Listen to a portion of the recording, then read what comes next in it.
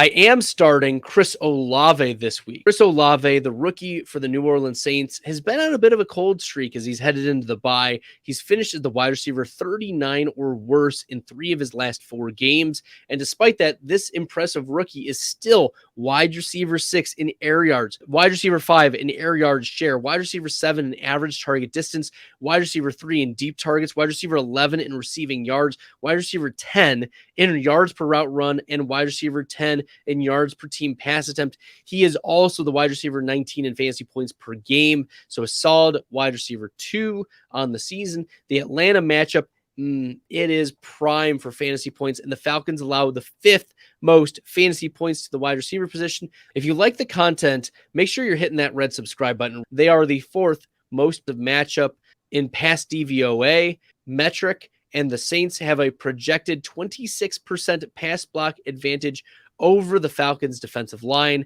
Andy Dalton's going to hit Chris Olave for a couple of big plays in this game. Fire up your Chris Olave as a solid wide receiver 2. Do not leave him on your bench just because he's been cold as of late.